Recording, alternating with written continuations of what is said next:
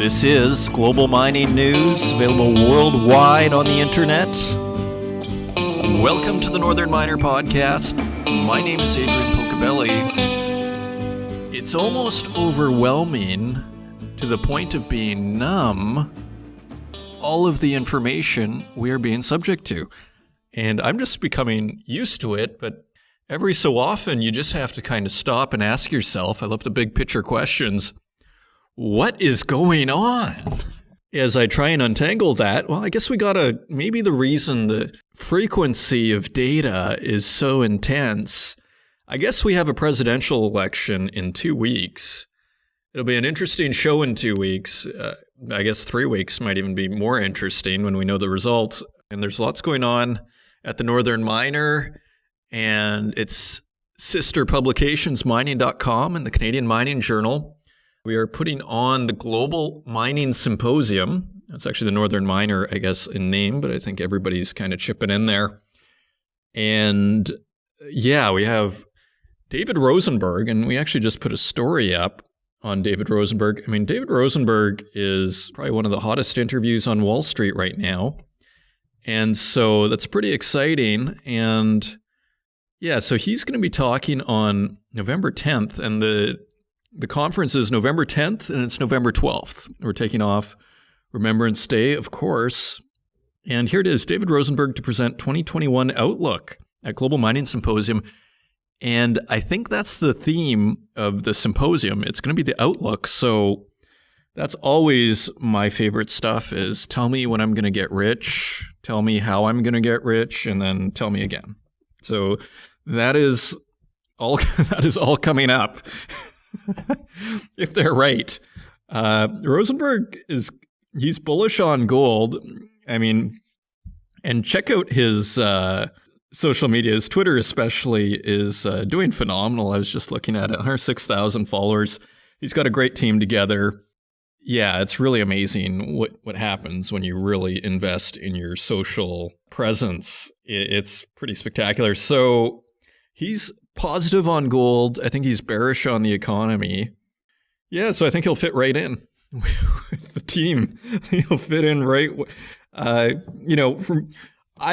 not such a fundamentals guy myself. I mean, I have zero economic training, but I do like to pontificate, and I do live and breathe this stuff all day long. To me, it's narrative. That's why I think fundamentals matter at a certain point. But you know that axiom they have, or that expression, that in the short term, the stock market is a voting machine, and in the long term, it's a weighing machine. And maybe over a long enough period of time, fundamentals matter. But as you see with like value investing, there are places that have closed down you're hearing about. And I think our world, as it becomes more digital, I think it's becoming more narrative oriented. I think the voting machine, using that analogy, is actually becoming more important. So David Rosenberg is coming, and that'll be really exciting. So if you haven't signed up, it is free. Just go to northernminer.com/GMS. Easy to remember. If you don't know much about David Rosenberg, we have a whole story on him, giving him a profile. And there's also a link at the end of that article to register. So registration is free. And with the Northern Miner Global Mining Symposium format, you can actually ask questions. So this is your chance to try and get a question in there for David Rosenberg. And lest we forget, there are a whole host of spectacular people showing up. Let me just quickly draw this up. We have David Elliott from Haywood Securities, Serafino Iacono from Grand Columbia Gold, John McConnell, President and CEO of Victoria Gold, and Mark Child, Chairman and CEO of Condor Gold. We have Chris Hine, Director of Pick and Pen, Peter Ma, COO of McEwen Mining, and of course Rob McEwen, and he is Chairman and Chief Owner of McEwen Mining. And this is all in 21 days, 7 hours, and 35 minutes.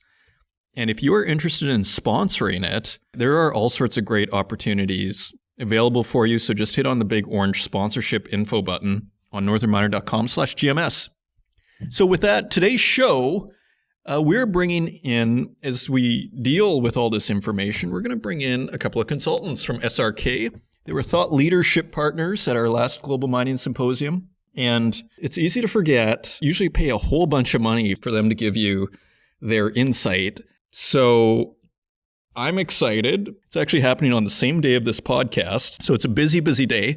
They are coming halfway through my recording schedule, so should be interesting. We're getting closer and closer to live radio, aren't we? Which brings me to my childhood. And also coming up in this week's paper, don't miss, we have a copper special.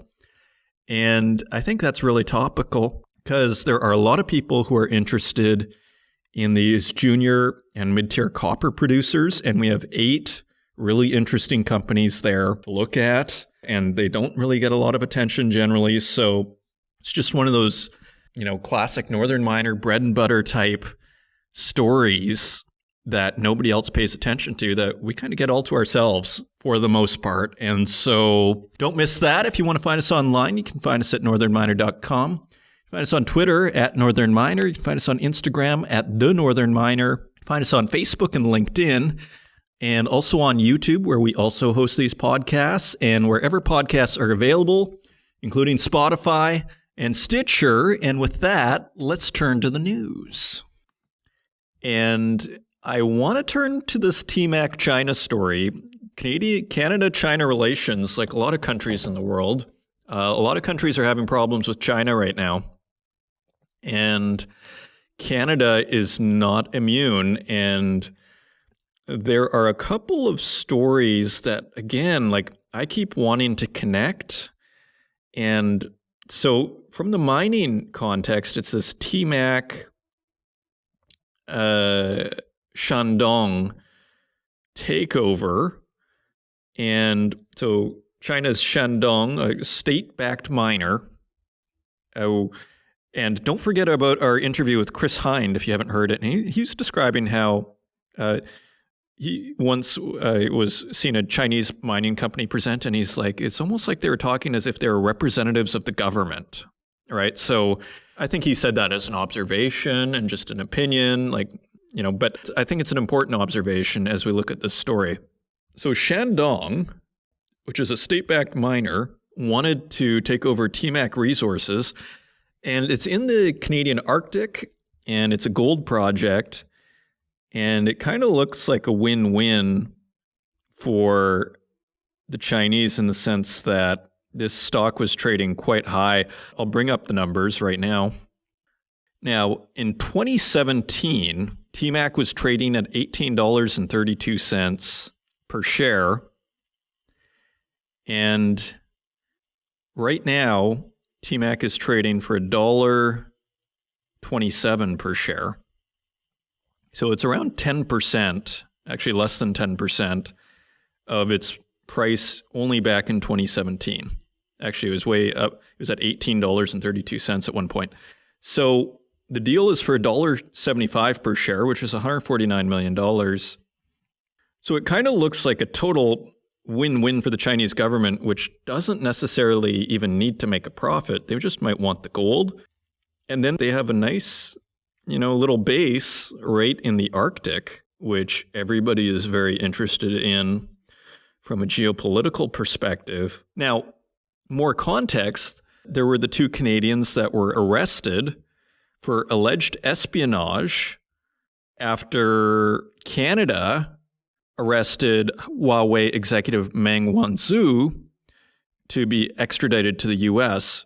So there's Michael Spavor and Michael Kovrig, 2 Canadians, and this is commonly seen as a kind of retribution for Canada's move against Meng Wanzhou, which really Canada was probably only just fulfilling its obligations to the U.S., which is the U.S. had a legal issue, and then it was sent to a judge. It wasn't even really a political decision. Nevertheless, after that, then Michael Spavor and Michael Kovrig were arrested for alleged espionage. Now, both these stories have movement. So on October 11th, we have a story about how China has finally granted consular access to 2 Canadians detained for 2 years now in China. So this is from The Guardian. I just wanted to really read the headline. So finally, China has granted consular access to the 2 Canadians. So things thawing out a little bit there. And as you've heard me speculate for the last 6 months, if you're the prime minister, it's not like you're not connecting the dots here. And so they are taking their sweet time. And so the Canadian government has launched a national security review of the Shandong TMAC deal. And this deal was voted for by shareholders in June. Okay, we're almost in November. We're in late October. Okay, and we're still, after all of that, now we're going to get a national security review. So my impression is that the Canadian government is stalling and delaying and doing every little due diligence they can think of, because they're probably not really eager to hand over a mine in the Arctic to the Chinese government, particularly after the arrest of the 2 Canadians for espionage, who just seem like regular guys. They seem like 2 regular Canadian guys. So with all that being said, let's just take a closer look at our TMAC stories. So Canadian government orders national security review of Shandong TMAC deal. And this is by Canadian Mining Journal and Northern Miners staff. Nice to see the staff working together. Months after shareholders of TMAC Resources approved a takeover of the company by China's Shandong Gold Mining, the federal government has ordered a national security review of the transaction. The $149 million, $1.75 per share deal, this is peanuts. $149 million was announced in May, with more than 97% of shareholders. That's like a middle-class neighborhood could go and buy the TMAC mine. A middle-class neighborhood in Saskatoon could go and buy the TMAC mine. The plan was also approved by the Ontario Superior Court of Justice in June. TMAC owns the Hope Bay Gold Mine, 125 kilometers southwest of Cambridge Bay in Nunavut. So TMAC put out a statement. And so this is interesting as well. And it noted that the review extends the expected timeline for approval of the transaction to February, as the federal government has lengthened review periods under the Investment Canada Act due to the pandemic. And we have a quote from TMAC. Both TMAC and Shandong believe the transaction has a strong overall net benefit to Canada and does not pose a security risk. The extension to timelines is a result of Bill C-20, an act respecting further COVID-19 measures, and the related ministerial order issued on July 31st, 2020, mean that the Government of Canada may not complete the regulatory review process and provide Investment Canada Act approval by February 8th, 2021, which is the extended outside date in the arrangement agreement. All to say, what they are saying here, from my understanding, is that the Canadian government, by extending the reviews, are putting the deal in jeopardy. And they're saying that the government may not complete its review by February 8th, 2021. Now, the outside date in the agreement is November 8th, 2020. That's 3 weeks away, 6 months after the agreement was signed. That date can be extended up to 3 months to February 8th, 2021. It's my birthday, by the way. But if approvals take longer, the deal could be jeopardized. So we'll see if I get a birthday present on February 8th, 2021. I think the jury is out. So it's interesting to see where this is going, because I think we're seeing one of my favorite themes, which is the convergence, and it's always actually been true, but I think it's a underappreciated theme, which is the geopolitical importance of mining. Okay? And I'm going to, one of these days, one of these shows, and I think you'd all love it, I want to get in some Shirley Stratfor, or one of these, intelligence organizations, think tanks. Surely they have an expert in the natural resource field. I mean, wars in the past were often fought over resources, among other reasons, but it's not an insignificant thing. So here we see this kind of interesting collision. It's not like, this is not a latent theme. This is right on the surface. Now, there's another wrinkle to this story, which is that there was a COVID-19 outbreak at the mine. And so here it says, according to the staff, another condition of the deal is that senior officers of Shandong are able to conduct a site visit, something that's being delayed by a current outbreak of COVID-19 at the site that began in September. The company has reported 14 confirmed positive cases and 2 presumptive cases, although most have been asymptomatic. The company is in the process of commissioning rapid testing equipment that has been deployed to the site.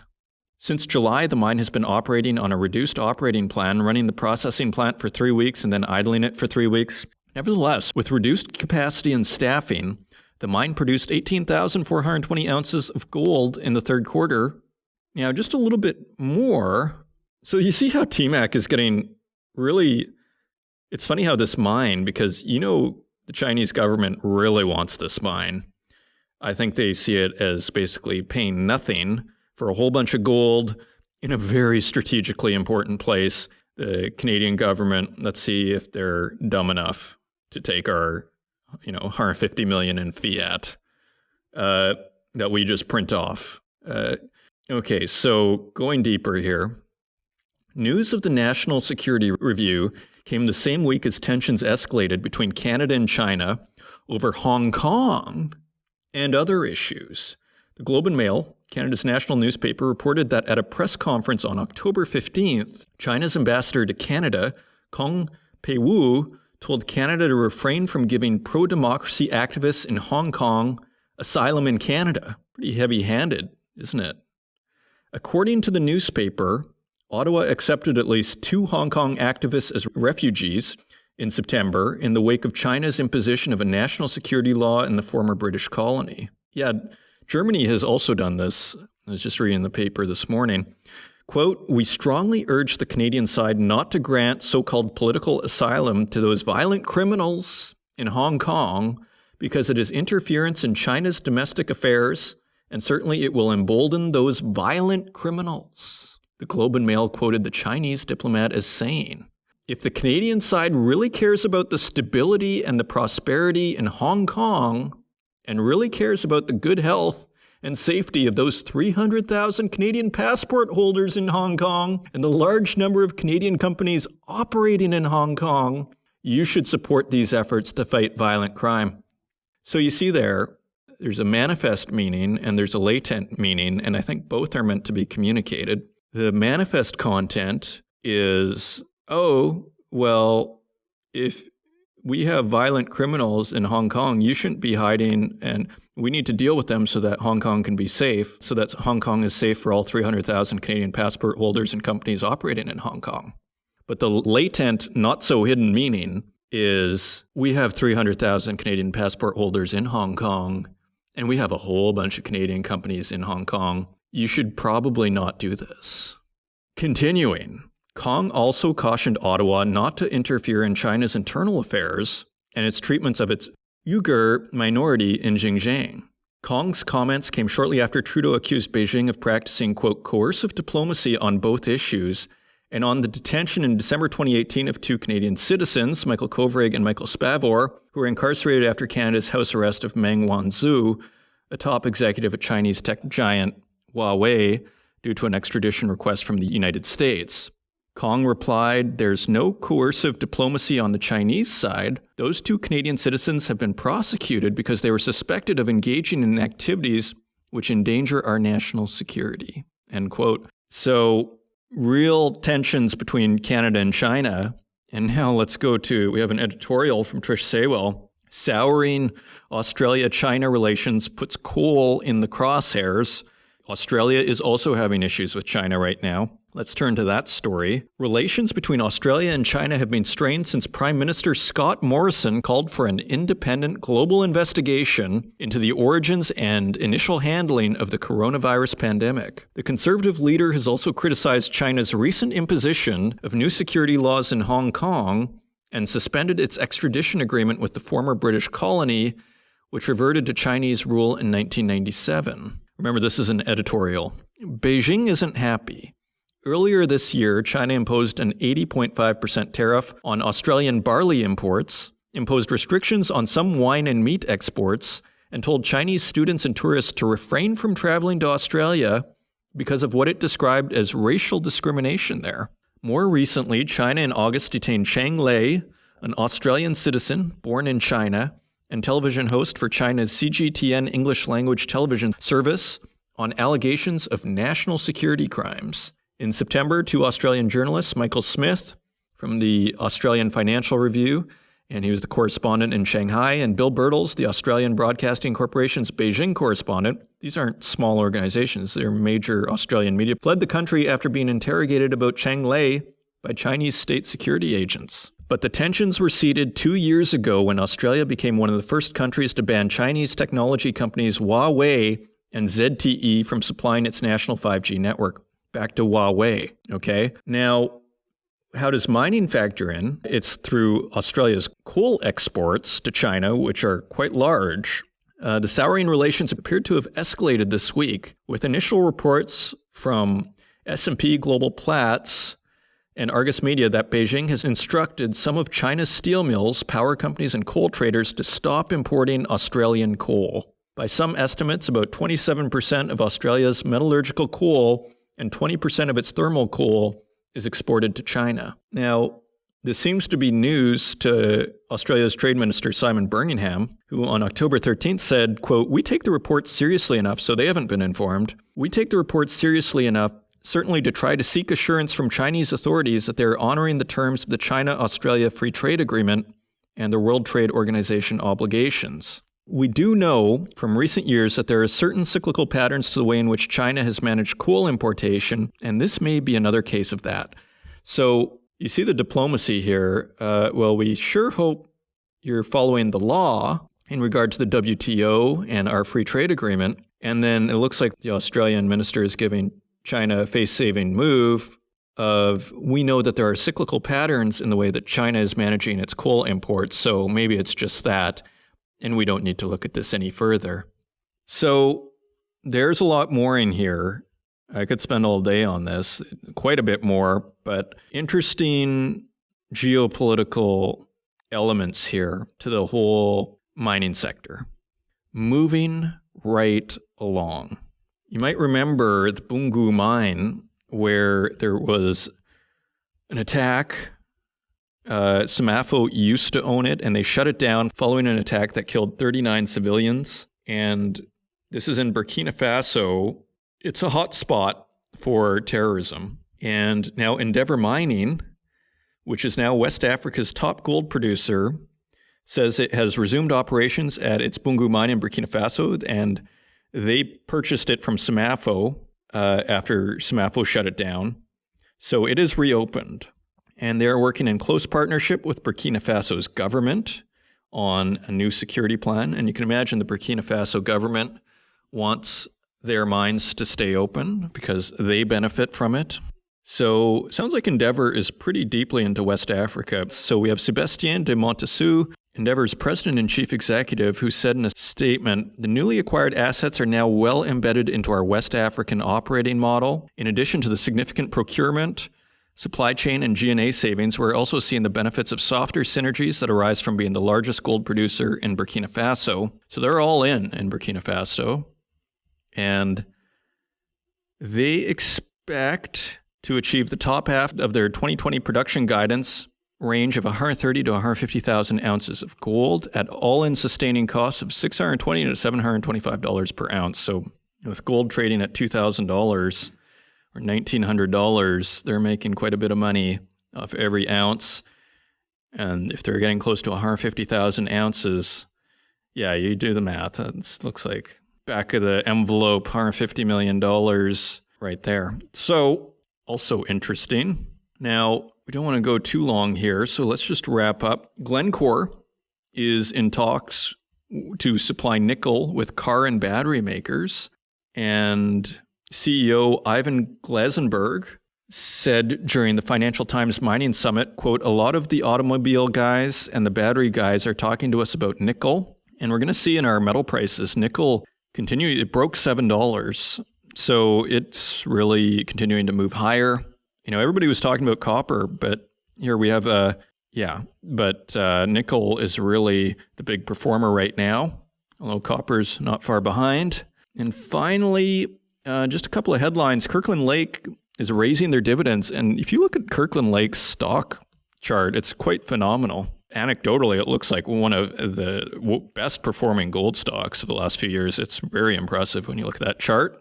And finally, the diamond market is showing signs of revival. And we have a great piece by Alicia Hyatt, editor-in-chief of Diamonds in Canada and the Canadian Mining Journal. And yeah, it sounds like there is light at the end of the tunnel for diamonds. And actually, they sound like they're only 5% off their February sales numbers. So that's pretty interesting. So diamonds making a comeback. That's also on northernminer.com. So with that, let's turn to metal prices.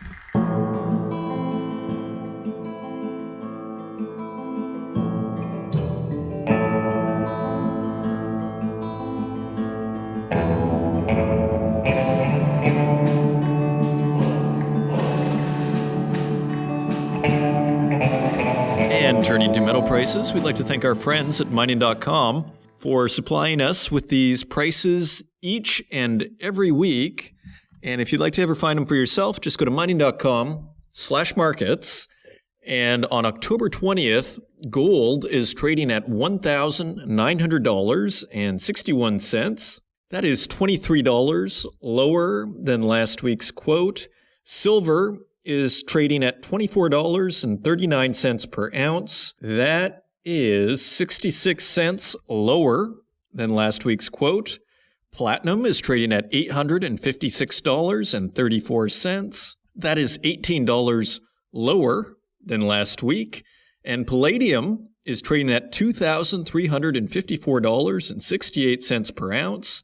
That is $72 lower than last week. So all of the precious metals are down, but nothing dramatic. Down, but not out. And turning to our industrial metals, copper is down a penny at $3.05 per pound. Aluminum is up 3 cents at 85 cents per pound. Lead is down a penny at 80 cents per pound. And nickel is up 28 cents at $7.08 per pound. Tin is also higher at $8.34 per pound. That is 8 cents higher than last week. Cobalt is down at $14.97. That's 23 cents lower than last week. And zinc is unchanged at $1.10 per pound. So precious metals down, industrial metals steady and higher. And nickel steals the show, breaks $7 at $7.08 per pound. And those are your metal prices. And coming up, we have SRK's Mark Noppe, corporate consultant and managing director in Australia, and John Pfahl, who is principal consultant corporate advisory in North America, two world-class consultants with SRK. They are thought leadership partners in the last Global Mining Symposium. And what's so awesome about this conversation is you get, once again, cutting-edge information on another key aspect of this industry, which is technical reporting, transparency, how companies may or may not exaggerate information when they are trying to build a story. If you are an investor in this sector, or if you are a junior mining company, or if you are a large mining company looking to know the latest information on this subject, you have to listen to this. I hope you enjoy it. Mark Noppe and John Pfahl from SRK, and we'll see you on the other side.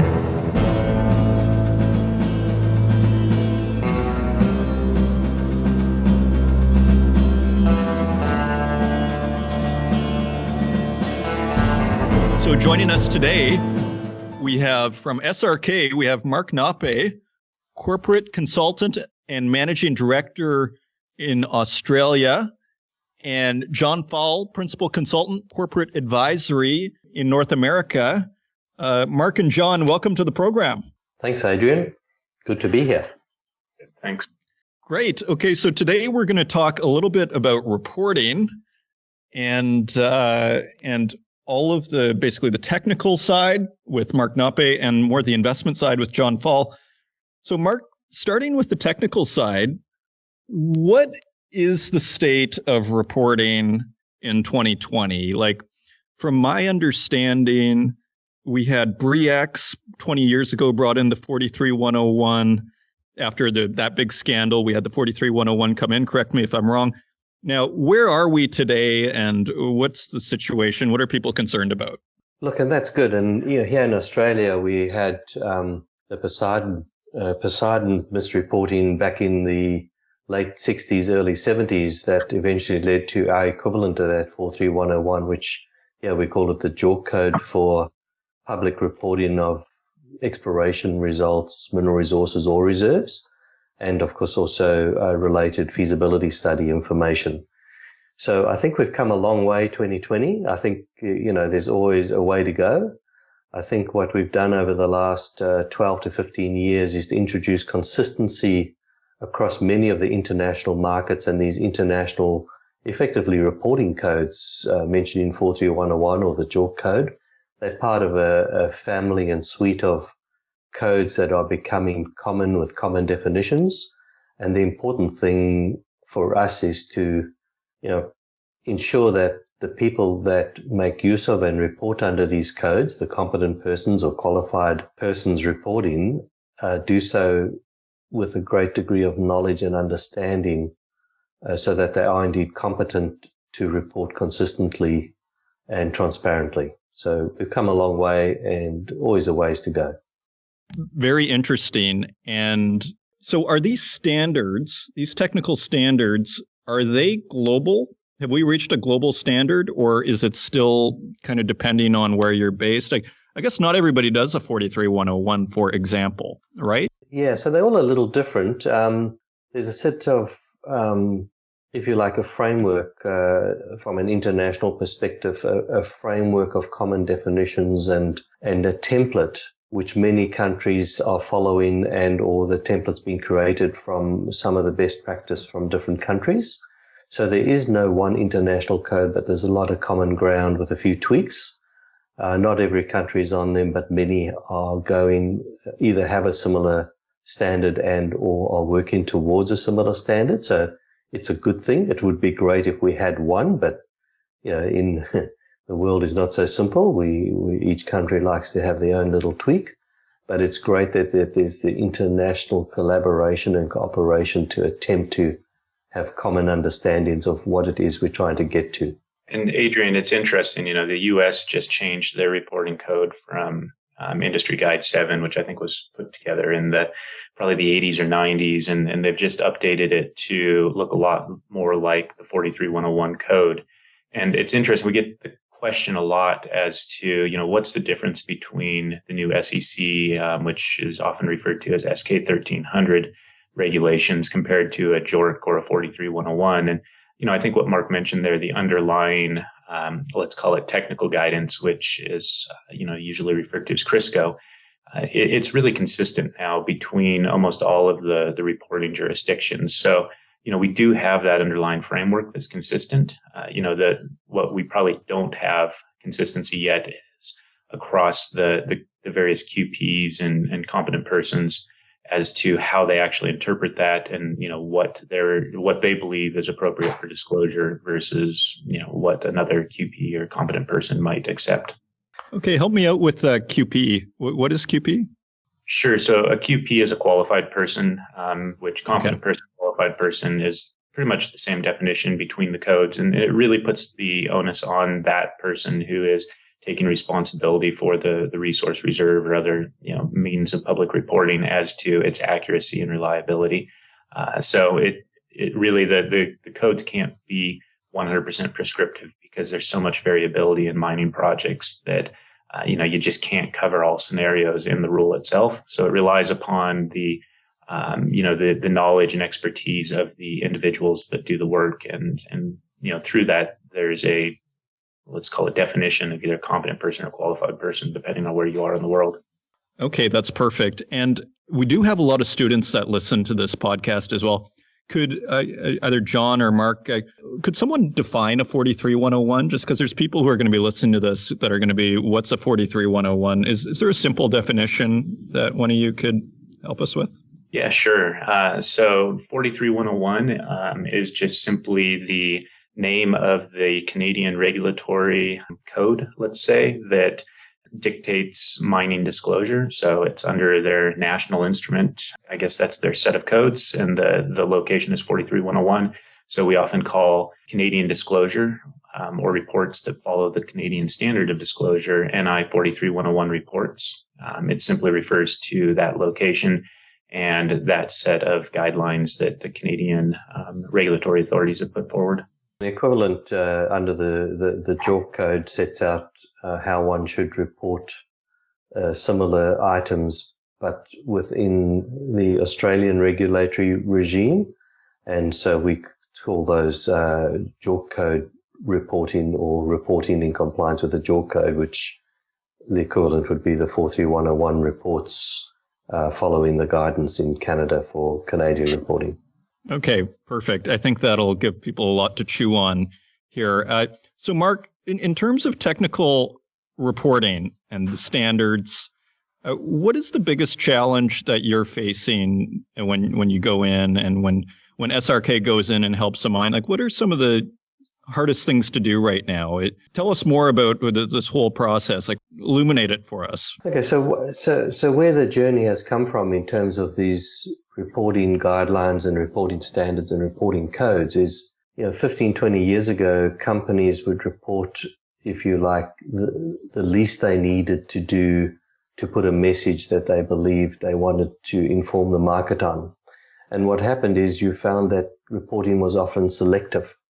So over the past 10 to 15 years, particularly over the past, 10 years or so, the onus has been virtually similar to the accounting guidelines and standards, which is, if not, why not? So you are expected to report on all material matters that would have importance to the reader. In our case, it's the investor and the advisors from an Australian point of view. The JORC code is to inform investors. And so taking people along with that guidance of if you're not reporting on a particular matter, why you're not reporting on it, and when you do report on it, what do you actually mean? So drawing out from the competent persons who compile these reports to give more than simply the facts, but to say, so why is that an important statement? If you drilled in a certain way, sampled in a certain way, assayed in a certain way, or modeled and estimated and reported your resource or reserve in a certain way, why is that appropriate and applicable? So unpacking the information and providing that professional opinion is a journey that I think we're currently going through, and that's a value add in terms of informing the reader on, so why is this important? Interesting. So it's almost a context. There's a move towards adding context rather than the least amount of information possible, actually volunteering more, which I think goes with this kind of, I think they're with the whole ESG trend and this move towards transparency. Would you say that's a fair characterization of what you just said? Yes, I'd say so. And the other thing that many people forget or perhaps they don't realize from the start is these reporting codes, typically the JORC code in particular, in the first couple of lines of the JORC code, it says this is a minimum standard and minimum guidelines. In other words, yes, you're encouraged to follow these at the least and preferably more. And that's a difficult matter for people to overcome and grapple with. But yeah, fair summary. Interesting. And John, are these standards enough? Is it enough for investors? Are they asking about it? How important is it for investors? It's really, it's a complicated question because these reports and these disclosures have so many different roles in the industry. What we often see is the companies, especially the earlier stage junior mining companies, are going through the development process on their operation or on their projects. And they're going from, exploration stage to scoping stage to pre-feasibility to feasibility. And through this process, they want to be able to report to the public markets what they see and what they know about their project and try to inform the markets about the technical details, but also they're trying to sell the project, to shareholders. They're trying to promote their project. And so, we have kind of let's call it a 3 levels of use here between the actual development studies that are needed to advance the project, the public disclosure that is required by the law, and then the promotion of the project that the company is trying to, inform the market and get excitement about the project and get people to, purchase the shares. And so those 3 uses aren't always necessarily going to have the same outcome or the same final result. So when I work with investors, one of the challenges is if, for example, I'm reviewing a feasibility study and someone wants to fund that operation, it's really looking at that feasibility study and saying, was this a feasibility study that was completed to actually build this operation? Or was this a feasibility study that was completed more from the standpoint of public disclosure and marketing? Because you can't always build the designs that happen to come out of these documents, even if it's a reasonable public disclosure. It's not always a reasonable operation or a reasonable design to be able to build to. So that's, one of the major challenges that I see with my clients is how do we interpret the data that has been put forward? How do we interpret the designs that have been put forward? And most, realistically value the operations and decide whether the investment is justified or not.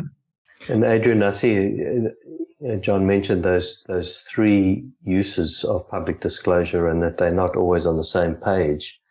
I guess here in Australia, we often talk about, and the regulators talk about forward-looking statements and the reasonable grounds for forward-looking statements. So, are they factually based? Do they have a reasonable basis to support a forward-looking statement? For example, a production target and the plans for an operation versus, I guess, the promotional side, which might be more aspirational.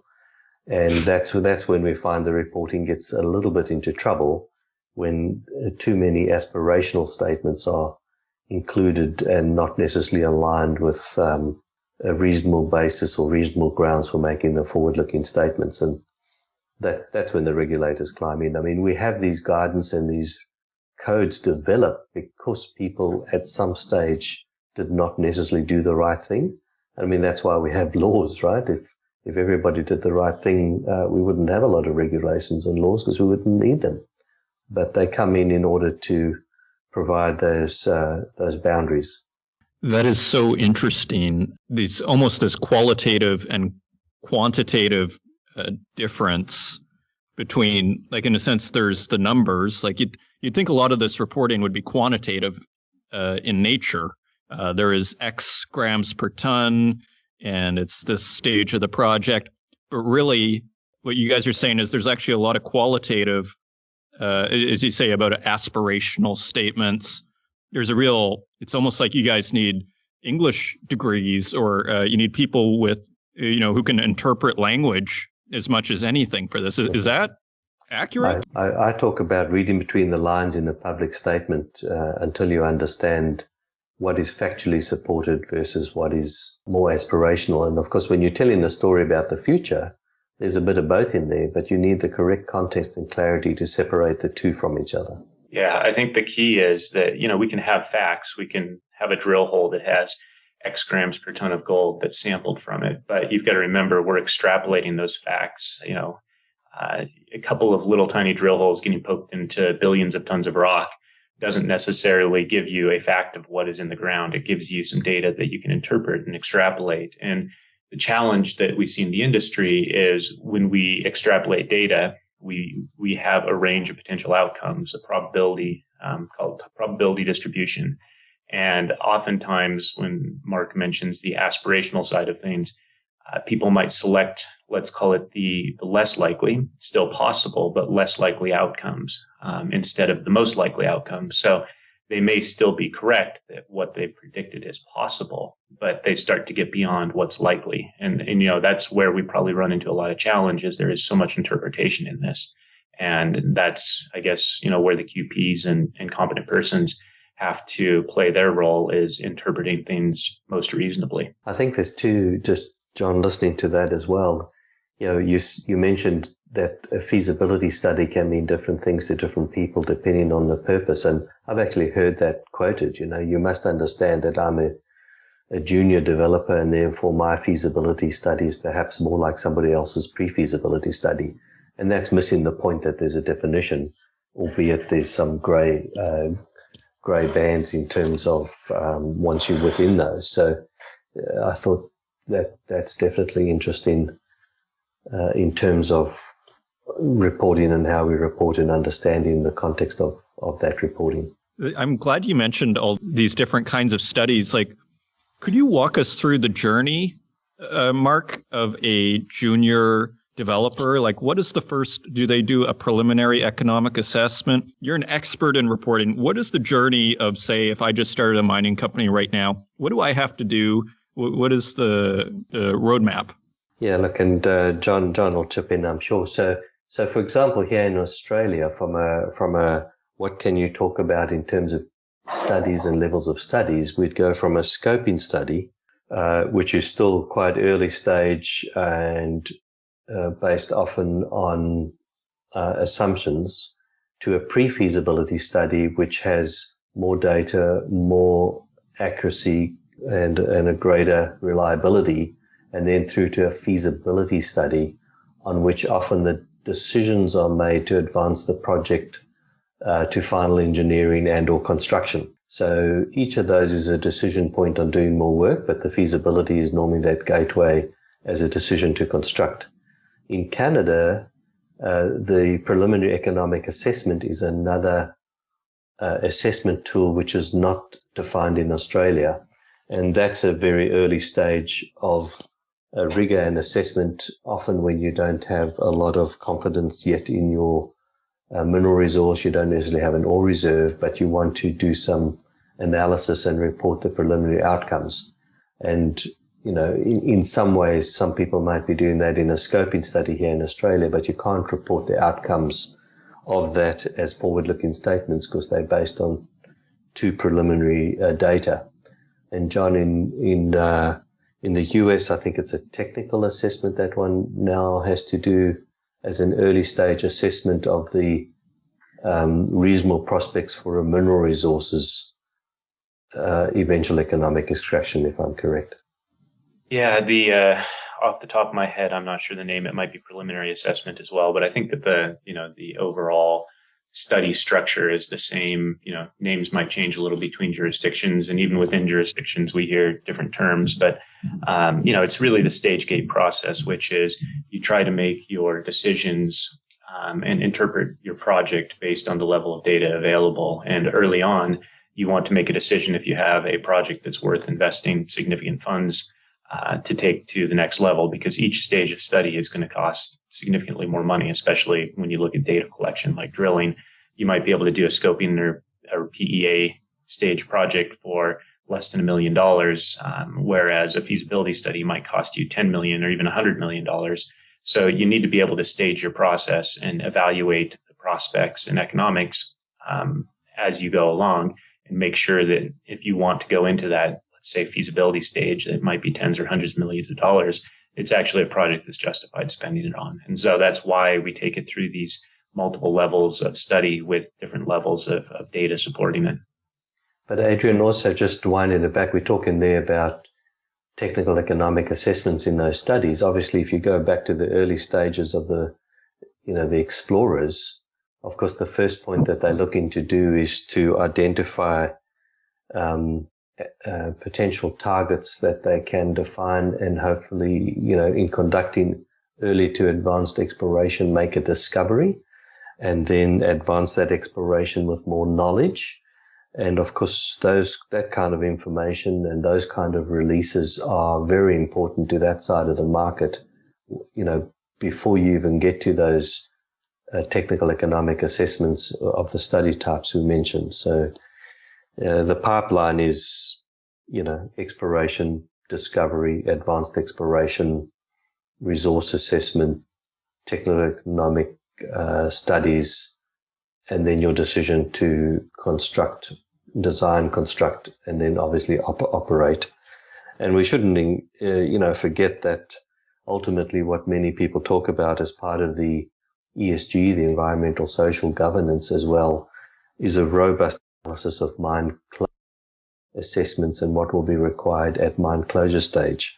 And that's become a more and more important and more rigorous assessment in many countries and many jurisdictions, and I think will continue to do so. But we now talk about planning as early as possible in the stage. Think about how you're going to end that life of mine and close the mine. So planning for mine closure, as odd as it might sound, is something to consider even in those early study assessments. That is so interesting. And that was a question I wanted to ask you was, how do these standards evolve? Or is it the industry? Who's deciding? Is this government legislation? Like, who's deciding on, let's say, the mine closures being more important now than 5 or 10 years ago? Is that the industry itself that's making that happen? Who's pushing for that? Is it investors? From my side, it's all of the above. You have a constant dialogue between the investment community, the mining companies, the regulators, as well as what actually is happening in the industry, what the regulatory authorities are seeing, and the problems they're trying to mitigate. So, the U.S. changes in the reporting standards over here, probably a good example where that process was multiple years.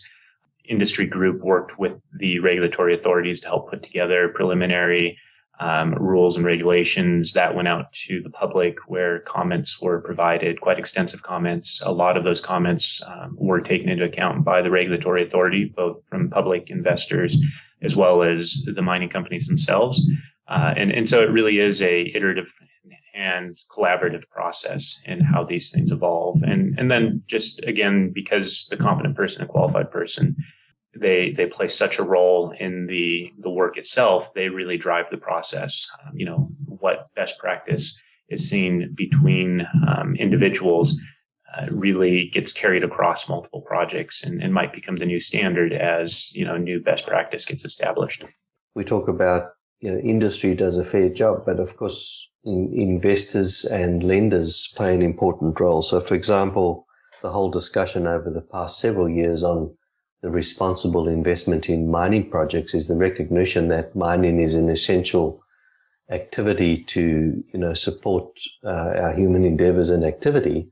But the point is, from the lenders and investors' point of view, ensure that the money is being spent and the people spending that money on the studies and the mines and their development are doing so in as responsible a manner as possible.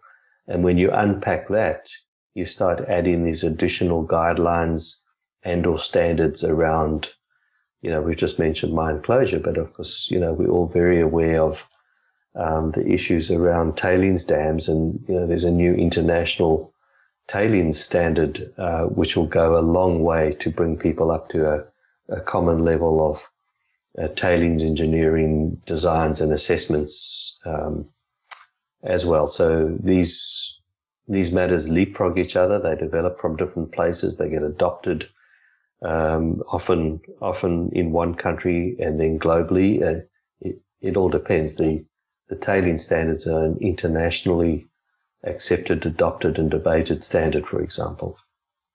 That is such a good example, the tailings dam, because it's a kind of more of a recent thing after that tragedy in Brazil. I think the Church of England put out a document even. And so would it be fair then? I don't think it's fair then to call that just market-based. Like, it really is markets and regulators all kind of feeding off each other. And if there's disagreement, like if a mining company says, well, I don't really want to make a big deal about my tailings dam and I don't want to report a whole bunch of stuff on it, I guess that affects the investors won't be as excited to invest in that company. Like, is that kind of how it works? And so the market disciplines that company to, make sure it has the latest in technical standards. Is that how you see it?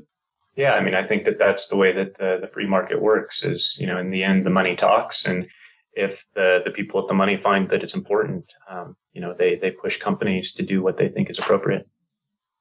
Okay, excellent. So I'd like to ask both of you, John, I'll start with you. Is there anything that is kind of cutting edge in the industry that we haven't discussed that we should mention here? Is there anything that you feel like we missed? Innovation and where the industry goes to me is small steps. So, I don't know that there's any one thing that has really jumped out at me as being cutting edge that's really driving the industry forward.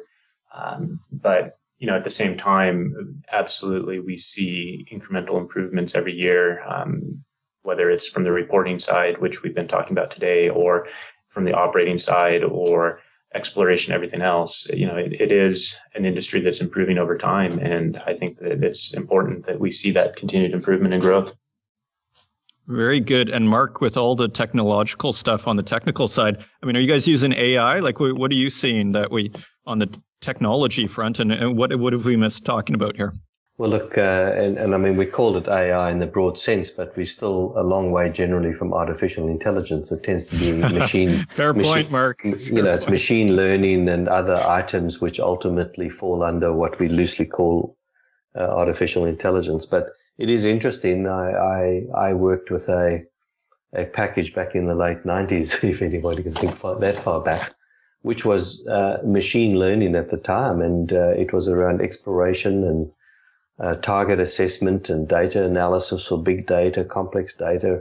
And it was just so ahead of its time that people just weren't ready for it. And now I see these tools coming out in the last year or currently and developing. And I thought, but I saw that 20 years ago, but we just weren't ready for it. So I think one of the things I understand some of the majors have done quite well is to go and visit industries that are not in mining, but they might be aviation, they might be space related, they might be other technology companies, and said, what have you done that's smart that we could learn from? So getting out of the insular framework of this is how we've always done it to what's out there that's available that we could adopt as fast adopters, I think is something that's been happening definitely by those people with the energy to do it. I think for me, the important thing in our industry and any industry is the people, the workforce, the quality, the experience, attracting smart people to an industry like ours, retaining them, allowing them to do those smart things that drive all of this. It's still around people, whether it is machine learning, big data analysis, innovation, technology, all of that only happens if people make it happen. And I think that that's a concern of mine, is that we see definitely here in Australia. I assume it's similar in other parts of the world. We're seeing that good people, experienced people are hard to find. They're just not necessarily entering the engineering and the sciences. And then if they are they entering our mining industry? And that I think is an ongoing challenge for us to attract, retrain, and sell this very interesting industry to those people that we need so desperately to be in the industry. That's a common refrain. I think it's every second week I have a guest on that's saying the exact same thing, which is there's a real dearth of talent, of engineering in the mining industry. It's an unloved industry. And to your earlier point, as you're talking about space and mining companies looking at I think they've got the message, generally speaking. Like there are exceptions, like we saw with Rio Tinto earlier in their year. I think the industry as a whole is getting the message, and I think they are acting on it. So I think it's kind of reached a bottom in terms of its image, and I actually see it going up, especially with space. As you say, I think that space is glamorous, and space is geology in large part. So I think that's changing, but yeah, very fascinating. Thank you, Mark Noppe and John Pfahl from SRK. Thank you for joining me on the podcast today. Thanks, Adrian. It was my pleasure. Thank you.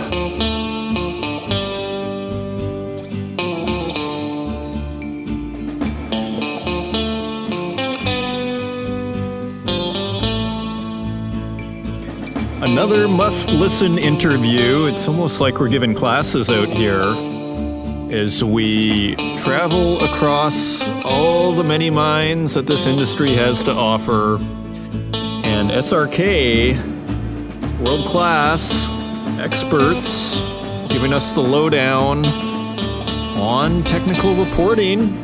If you like the show, please share it with your friends. Leave us a review in the Apple Podcast directory. And until next week, take care.